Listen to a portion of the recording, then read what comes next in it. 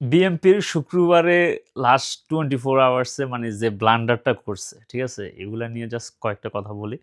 যেমন ইকবাল হাসান মাহমুদ টুকু মানে বিদ্যুৎ মন্ত্রী যে কথাটা বলল যে, "ঋণে ডুবে থাকার চেয়ে লোডশেডিং এর কষ্ট সহ্য করা ভালো।" ভাই, এই জিনিসটা কোনো মেক সেন্স করে? বাংলাদেশের প্রত্যেকটা মানুষ, প্রত্যেকটা ফ্যামিলি যারা ইলেকট্রিসিটি ইউজ করে, বিদ্যুৎ ইউজ করে, এদের কিন্তু মানে কোনো বিল বকেয়া নাই। সবাই টাকা কিন্তু অন টাইমে দিতেছে। মানে বিদ্যুতের বিলের মানে যে মানুষ যে বিদ্যুৎ চেক করে, এরা আইসা প্রতি মাসে, মাসে দাঁড়ায় থাকে আপনার মেশিন চেক করে নিতেছে, আপনার বিদ্যুৎ বিল ফাটায় দিতেছে, আপনার বিদ্যুৎ না দিলে আসে কাটিয়ে দিতেছে। তার মানে আমরা সবাই বিদ্যুৎ পে করে দিছি। পে করার পরে এত লক্ষ, লক্ষ কোটি, কোটি টাকা বকেয়া থাকবে কেন? এটা তো ফেয়ার না। মানুষ পে করার পরে কেন নিরবিচ্ছিন্ন বিদ্যুৎ পাবে না? গত ১৭ বছর আফার আমলে তো মানে নিরবিচ্ছিন্ন বিদ্যুৎ দিছিল। তারপর আমাদের এই যে আ ইউনূস সরকার, উনিও তো দিছেন। তাহলে আপনারা দিতে পারবেন না কেন? না পারলে ক্ষমতা ছাড়িয়ে দেন। আপনাদের দরকার নাই তো টানাটানি করার। এরপর আরেকজন এসে কি করল? ফকির মাহবুব আনাম, তথ্য প্রযুক্তি মন্ত্রী। আমরা সকলের ঘরে, ঘরে ইন্টারনেট পৌঁছে দিতে চাই। দেখছেন কিভাবে মানে হেদের লগে হেদের কন্ট্রাডিক্টরি মানে কথাবার্তা। একজন বলতেছে যে ঋণ কমানোর জন্য মানে লোডশেডিং উপভোগ করা ভালো। ঠিক আছে? আরেকজন বলতেছে ঘরে, ঘরে ইন্টারনেট দিয়ে দিব। তো বেটা তুই যদি বিদ্যুতে না দেস ইন্টারনেট দিয়ে কি করব?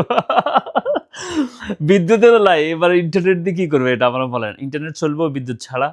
আর মানুষ যে অবস্থা এখন ইন্টারনেট দিয়ে আপনাদের সব আকাম-কুকাম সব কিন্তু দেখে ফেলাইতেছে। কোথায় চাঁদাবাজি দিতেছে, কোথায় কারে ধরিয়া পাট খেতে ফালাই দিতেছেন, কি করতেছেন এগুলো মানুষ কিন্তু সব দেখে ফেলাইতেছে। ইন্টারনেট দিলে তো আরো ঘরে, ঘরে শুরু হয়ে যাবে। ঠিক আছে? এবার আরেকজন আইসে হাতে দিছে বামাত ঢুকাইয়া আমির খুসরো অর্থমন্ত্রী। হ্যাঁ কি কইছে জানেন?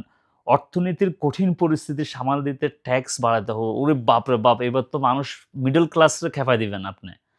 এখন তো আপনার যে ফ্যামিলি কার্ড দিবেন, এটা তো আপনি গরিবদেরকে দিবেন। ফ্যামিলি কার্ড আবার বলে দিছে কারা, কারা পাইবো না। যাদের ঘরে এসি আছে, এরা ফ্যামিলি কার্ড পাইবো না।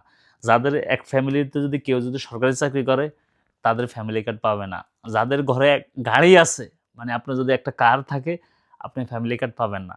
তার মানে গরিবদেরকে ফ্যামিলি কার্ড দিবে, আর ফ্যামিলি কার্ডের টাকা জোগাড় করার জন্য তারপরে হেরাস ৫৪ জন ঋণখেলাপি যারা ব্যাংকের থেকে ২৬,০০০ কোটি টাকা ঋণ নিয়ে টাকা মারি দিছে, ব্যাংকের টাকা দেয় নাই।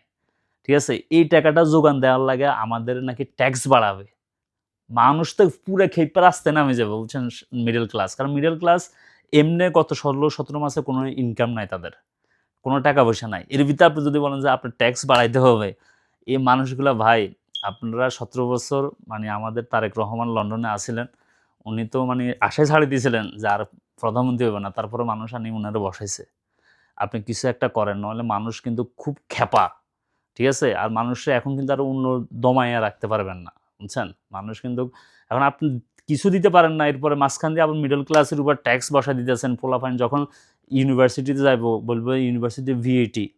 ভিএটি হওয়ার কারণে যে কোর্স আসলে ধরুন ৮ লাখ ৯ লাখ টাকার কোর্স, এই কোর্স হয়ে যাবে আপনার ১০ লাখ টাকা, ১২ লাখ টাকা।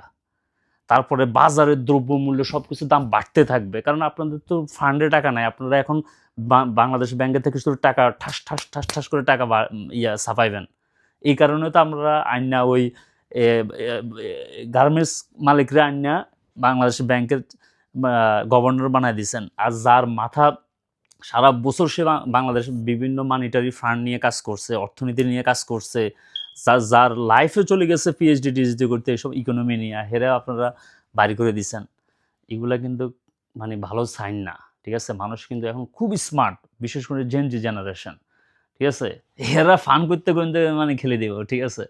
সো খুব কেয়ারফুল। আমরা চাই আপনারা সরকারে আসছেন, দেশটা চালান। আমরা আপনাদের সাপোর্ট দিতে চাই। বাট এমন কিছু করিয়েন না যে মানুষ রাস্তায় নামে আসে।